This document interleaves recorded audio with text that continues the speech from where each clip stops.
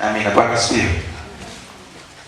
Kumbukumbu la Torati sura ile ya 30 mstari ule wa 19 mpaka wa 20.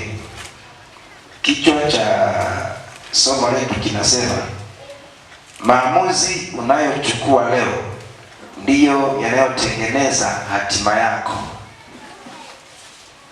Maamuzi unayochukua leo ndiyo yanayotengeneza nini jamani? Hatima yako. Hapa naweza kusema hivi, kabla nimesoma hii mstari, vile ulivyo leo wewe hapo ni matokeo ya maamuzi ambayo aidha uliyafanya wewe au aliyafanya mtu fulani huko nyuma. Jinsi ambavyo upo leo, maisha ambayo unayaishi ni matokeo ya maamuzi ambayo yalifanyika. Bwana asifiwe. Wote huwa tunazaliwa kwenye ulimwengu mmoja. Hakuna ambaye anazaliwa na hela, hakuna ambaye anazaliwa na gari, hakuna ambaye anazaliwa na vitu.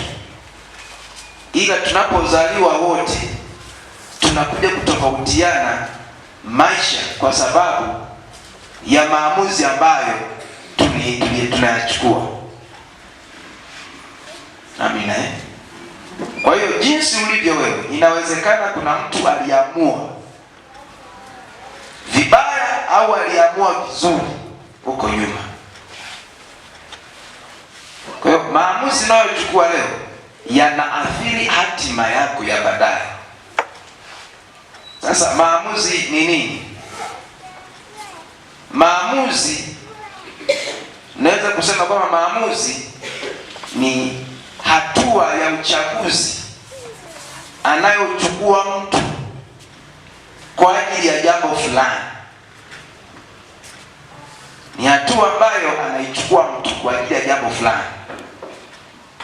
likitegemea kuleta matokeo fulani baadaye. Na hawezi kuchagua kama hakuna chaguzi mbili.